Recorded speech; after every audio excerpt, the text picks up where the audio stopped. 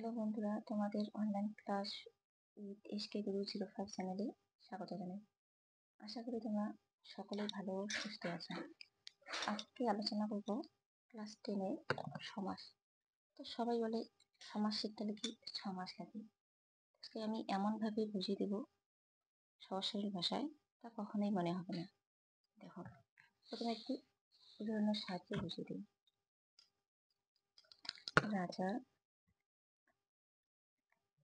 রাজার পুত্র সমান রাজপুত্র।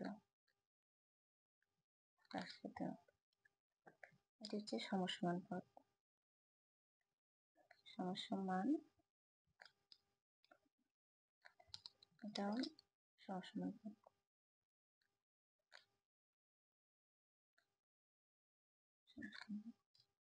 এটি হচ্ছে সমস্ত পদ বা সমাসবদ্ধ পদ।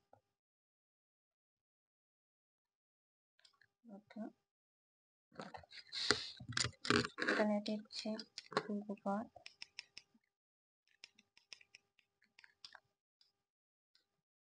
পরপদ বা উত্তরপদ।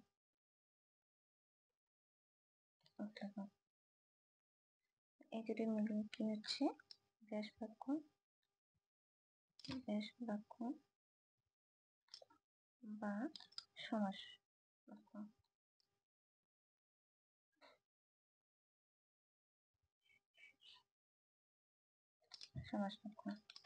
তাহলে এখন দেখো সমাসের সংখ্যা। সমাস কাকে বলে? খুব সহজ সরল ভাষায় লিখে দিচ্ছি। দেখো, সমাস কাকে বলে? পরস্পর অর্থ সম্পর্কযুক্ত দুই বা ততোধিক পদে এক পদে পরিণত হওয়ার প্রক্রিয়াকে সমাস বলে। নেক্সট প্রশ্ন, সমাস শব্দের অর্থ কি? সমাস শব্দের অর্থ হলো সংক্ষেপ বা সংযোগ করা। নেক্সট প্রশ্ন, সমাস শব্দের ব্যুৎপত্তি বা প্রত্যয় নির্ণয় করো। সমাস শব্দের ব্যুৎপত্তি বা প্রত্যয় হলো সমপূর্বক, অধাতুযোগ, অপ্রত্যয়। এগুলো কিন্তু পরীক্ষায় খুব আসে। সমাস শব্দের ব্যুৎপত্তি নির্ণয় করো। তোমাদের সুবিধার্থের জন্য এভাবে লিখে দিয়েছি। তারপর সমস্ত পদ বা সমাসবদ্ধ পদ কাকে বলে? দেখো, সমসমান পদগুলি মিলিত হয়ে যে এক পদে সৃষ্টি হয় তাকে সমস্ত পদ বা সমাসবদ্ধ পদ বলে। আমি যে উদাহরণটা লিখলাম সেটা বুঝিয়ে দেব। রাজার পুত্র সমসমান কি? রাজপুত্র হলো। সমসমান পদগুলি মিলিত হয়েছে এক পদে সৃষ্টি হয়, এটি সমসমান পদ, এটিও সমসমান পদ। তাহলে কি দুটি মিলিত হয়ে কি এক পদে পরিণত হলো রাজপুত্র, একটি পদে পরিণত হলো, তাহলে এটা হচ্ছে কি সমস্ত পদ বা সমাসবদ্ধ পদ। পরের প্রশ্ন,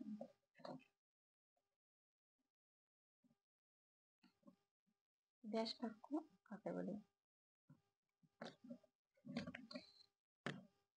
সমস্ত পদ বা সমাসবদ্ধ পদটিকে যে বাক্যের বা বাক্যাংশের দ্বারা ব্যাখ্যা করে দেখানো হয় তাকে ব্যাস বাক্য বলে। এটি রাজপুত্রটা হচ্ছে সমস্ত পদ।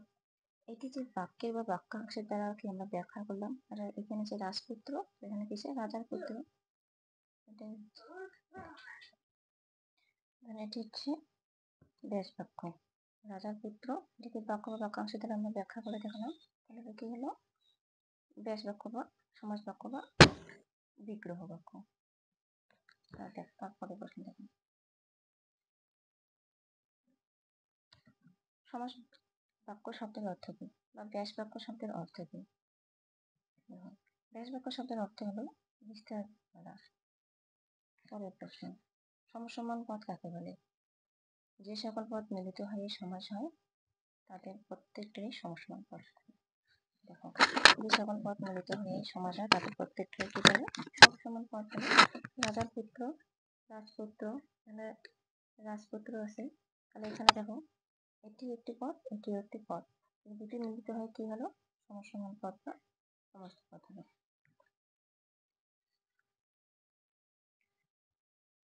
তারপরে দেখো, পূর্বপদ কাকে বলে? সমসমান পদের প্রথম পদটিকে বলা হয় পূর্বপদ। দেখো, সমসমান পদ এগুলো রাজার পুত্র হচ্ছে সমান পদ। রাজার দেখো, রাজা হচ্ছে কি প্রথমে যে পদটি থাকে সেটি হচ্ছে কি পূর্বপদ। তারপরে দেখো উত্তরপদ কাকে বলে, উত্তরপদ বা পরপদ কাকে বলে। সমান পদের শেষের পদটিকে বলা হয় পরপদ। তাহলে দেখো পুত্র হচ্ছে কি সমান পদের শেষের পদ, তাহলে এটা হচ্ছে পরপদ বা উত্তরপদ। নেক্সট প্রশ্ন, ব্যাস বাক্যের অপর নামগুলি কি কি? পরীক্ষায় আসে ব্যাস বাক্যের অপর নামগুলি কি কি? ব্যাস বাক্যের অপর নামগুলি হলো বিগ্রহ বাক্য বা সমাস বাক্য। দেখো পরের প্রশ্ন,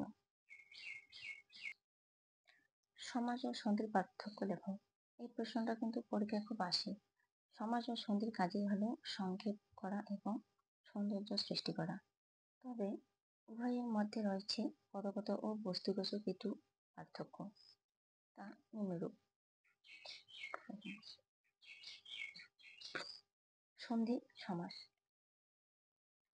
সন্ধি ধ্বনির সঙ্গে ধ্বনির মিলন, সমাস পদের সঙ্গে পদের মিলন।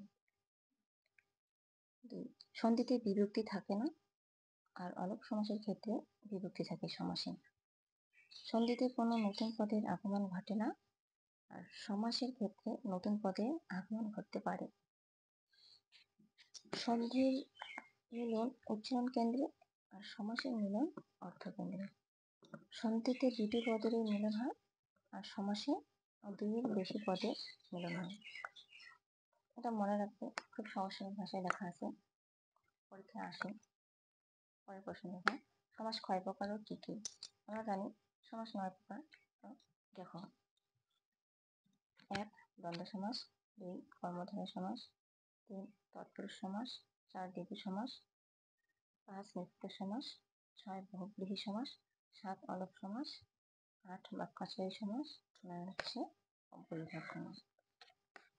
এখন দেখো সমাসের শ্রেণী বিভাগ। 9টি সমাস যে আছে তার মধ্যে একটি ভাগ হচ্ছে কি দ্বন্দ্ব সমাস।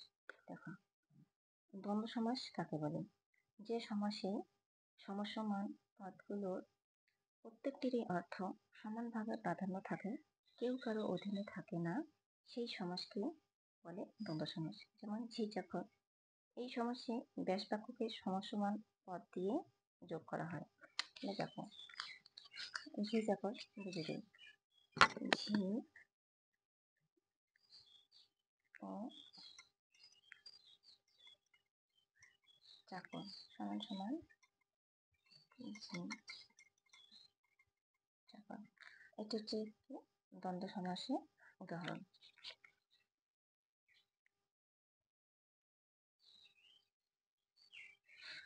পরের প্রশ্ন,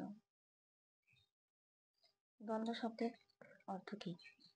দ্বন্দ্ব শব্দের অর্থ হলো যুগল বা জোড়া বা মিলন, অর্থাৎ উভয় পদেরই অর্থ সমপ্রধান।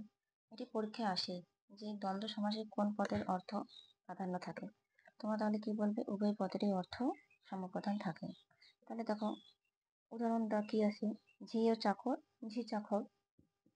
তাহলে দেখো ঝি চাকর, পিতা মাতা, পিতা ও মাতা। তোমরা মনে রাখবে দ্বন্দ্ব সমাস করার ক্ষেত্রে মাঝখানে ও দিলে কিন্তু দ্বন্দ্ব সমাস হয়ে যায়। তারপরে দেখো দ্বন্দ্ব সমাসের শ্রেণী বিভাগ। দ্বন্দ্ব সমাসের মোট 7টি শ্রেণী বিভাগ আছে বা 7টি দ্বন্দ্ব সমাস আছে। সেগুলি হচ্ছে, দেখো সমর্থক দ্বন্দ্ব সমাস কাকে বলে? সমঅর্থ বিশিষ্ট দুই বা ততোধিক পদের মিলনে যে দ্বন্দ্ব সমাস হয় তাকে সমর্থক দ্বন্দ্ব সমাস বলে। তাহলে তোমরা সকলেই জানো সমর্থক শব্দ কাকে বলে। দেখো, হাট বাজার,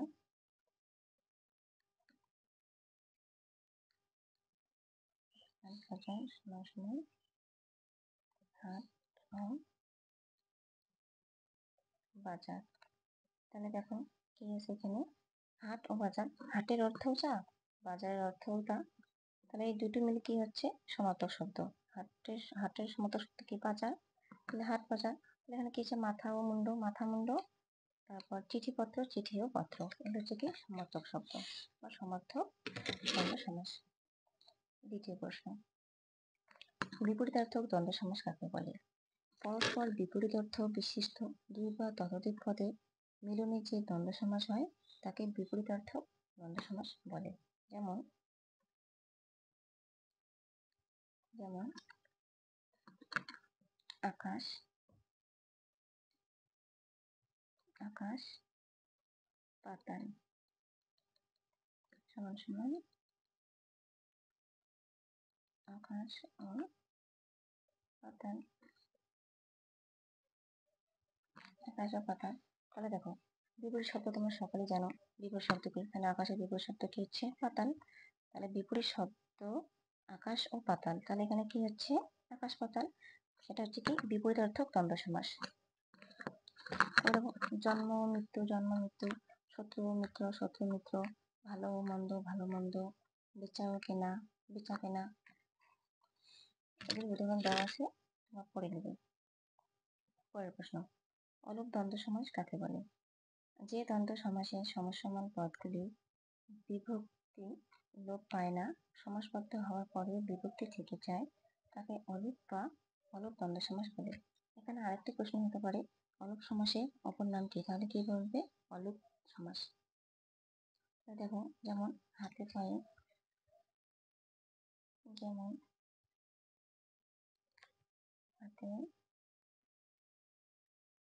পায়ে,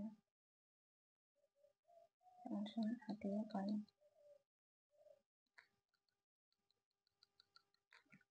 দেখো এটি ব্যাস বাক্য করার পর এটি হচ্ছে কি? সমাস বাক্য, সমাসবদ্ধ পদ। এটি হচ্ছে কি? ব্যাস বাক্য। এটি ব্যাস বাক্য হবার পরেও কি বিভক্তি থেকে গেল? এ বিভক্তি থেকে গেল। সমস্ত পদেও এ বিভক্তি, ব্যাস বাক্য করার পরেও কি এ বিভক্তি থেকে গেল। তাহলে তোমাকে কি বলবো? যে দ্বন্দ্ব সমাসে সমসমান পদগুলি বিভক্তি লোপ পায় না, সমাসবদ্ধ হবার পরেও বিভক্তি থেকে যায়, তাকে অলুপ বা অলপ দ্বন্দ্ব সমাস বলে। যেমন আরেকটি উদাহরণ হচ্ছে মাঠে ও ময়দানে, হচ্ছে সমান মাঠে ময়দানে। পরের প্রশ্ন দেখো, বিকল্পার্থক দ্বন্দ্ব সমাস কাকে বলে?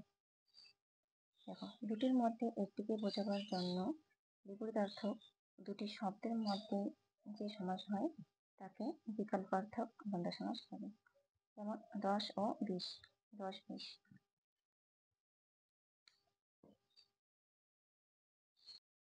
পরের প্রশ্ন, একশেষ দ্বন্দ্ব সমাস কাকে বলে?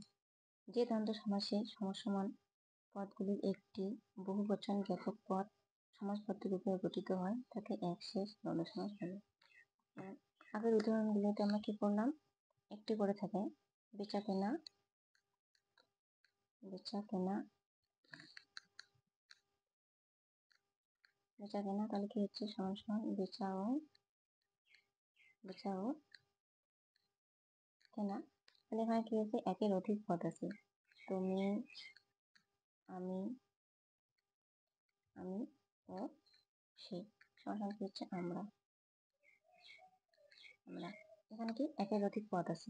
এখানে কি বেচা কেনা শুধু দুটি পদ আছে, তাহলে ব্যাস বাক্য করলে কি হলো? বেচা ও কেনা। এখানে কি হচ্ছে? তুমি আমি ও সেই, একের অধিক পদ হচ্ছে, তারপরে কি হলো? আমরা।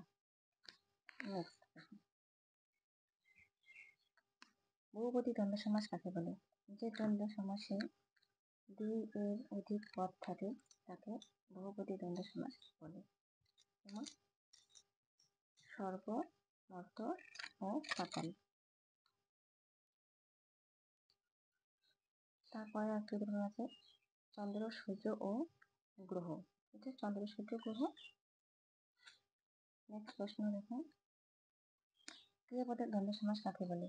যে দ্বন্দ্ব সমাসে দুটি পদে ক্রিয়াপদ তাকে বলে ক্রিয়াপদের দ্বন্দ্ব সমাস বা দুই ক্রিয়াপদের দ্বন্দ্ব সমাস। এটি যদি আসে ক্রিয়াপদে দ্বন্দ্ব সমাসের অপর নাম কি? তাহলে কি বলবে? দুই ক্রিয়াপদে দ্বন্দ্ব সমাস। যেমন আসা যাওয়া সমান সমান কি হচ্ছে? আসা যাওয়া। তোমরা দেখো আসা ও যাওয়া দুটি কিন্তু ক্রিয়াপদ, দুটি দ্বারা কিন্তু কাজ করা বোঝায়। তারপর আরেকটি কি হচ্ছে? লেখা ও পড়া সমান সমান কি হচ্ছে? লেখাপড়া। তারপরে দেখো সমাসের আরেকটি ভাগ হচ্ছে কি? কর্মধারয় সমাস। দেখো কর্মধারয় সমাস কাকে বলে? যে সমাসে পূর্বপদ পরপদের বিশেষণ রূপে অবস্থান করে এবং পরপদের অর্থ অর্থাৎ বিশেষ্য পদের অর্থ প্রধান রূপে প্রতীয়মান হয়, তাকে কর্মধারয় সমাস বলে। যেমন নীল যে আকাশ, নীল আকাশ। নীল যে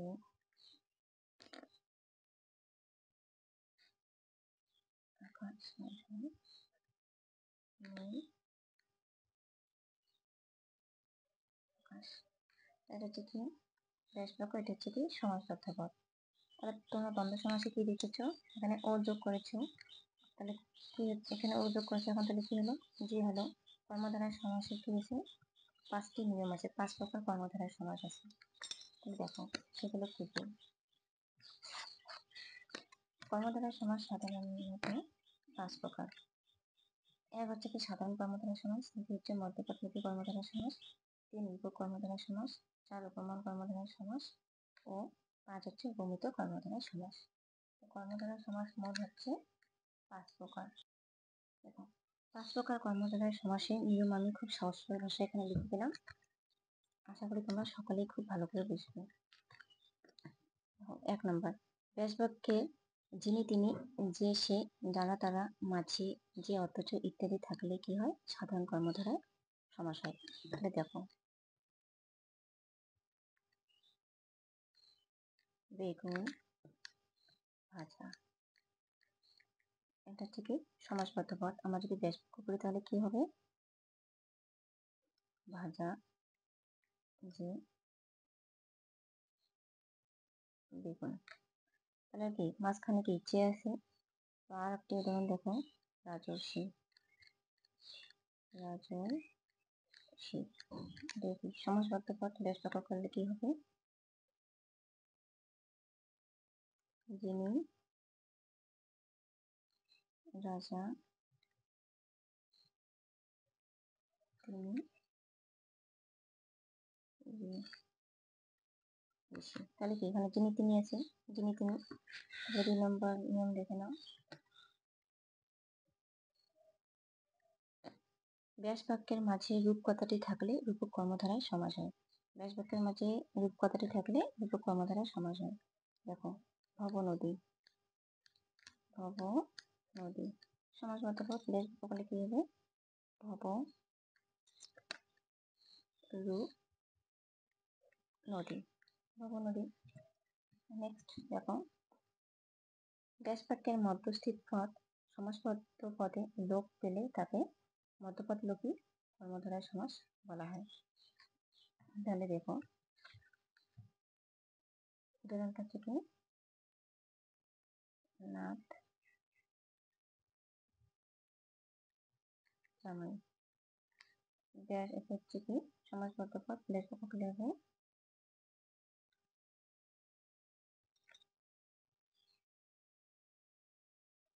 নাতি সম্পর্কিত জামাই। তাহলে দেখো এটি হচ্ছে কি ব্যাস বাক্য, সম্পর্কিতটা কি সমাসবদ্ধ পদে লোপ পেল, তোমরা পেয়েছে। ব্যাস বাক্যের মধ্যস্থিত পদ সমাসবদ্ধ পদে লোপ পেলে তাকে মধ্যপদ লোপী কর্মধারয় সমাস বলে। ব্যাস বাক্যে কি ব্যাস বাক্যে সম্পর্কিত বা সমাসবদ্ধ পদে কি লোপ পেল না, তাহলে এটি হচ্ছে মধ্যপদ লোপী কর্মধারয় সমাস।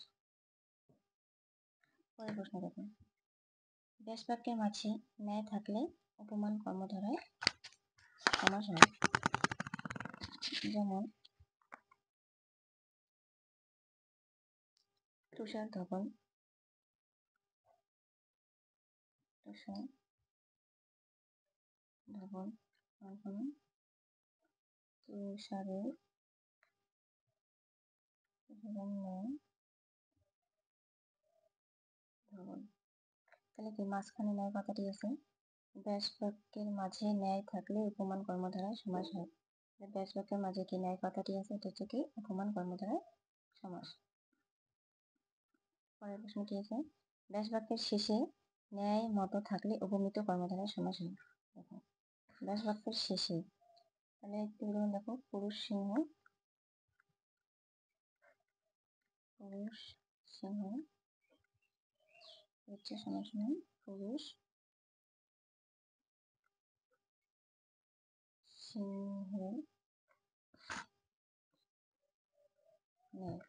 তাহলে মাঝখান শেষে নেয় থাকছে উপমান কর্মধারয় সমাসের কি মাঝখানে নেয়, আর উপমিত কর্মধারয় সমাস হচ্ছে কি শেষে নেয় বা মতো থাকে। এটা যদি পরীক্ষায় পার্থক্যের প্রশ্ন আসে, উপমান ও উপমিত কর্মধারয় সমাসের পার্থক্য লেখো, নেক্সট ভিডিওতে দিয়ে দিব। তারপরে দেখো এগুলো গেল নিয়ম।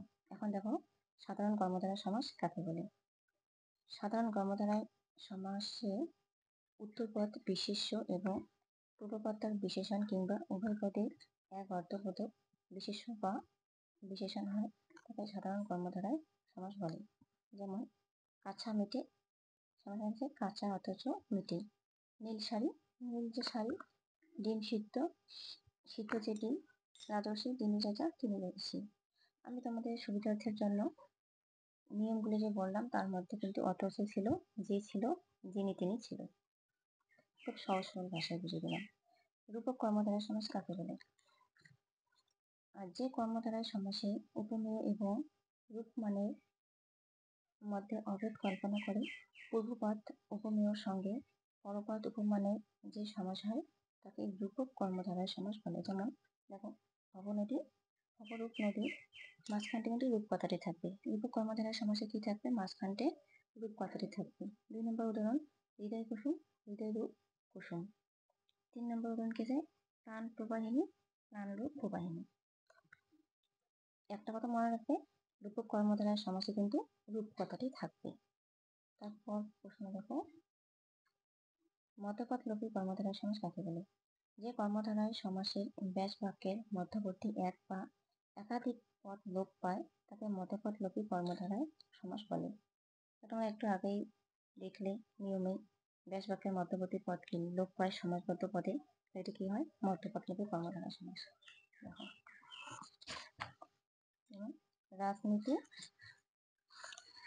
রাজনীতি রাজার অনুচ্ছেদ নীতি। রাজা যে নীতিটি চালু করে সেটি হচ্ছে কি রাজনীতি। সমাজবদ্ধ পদে এটিকে লোপ পেয়েছে সাম্যবাদ, সাম্য বিষয়ে বাদ। নাচ, তারপর কি সাম্য বিষয়ে বাদ।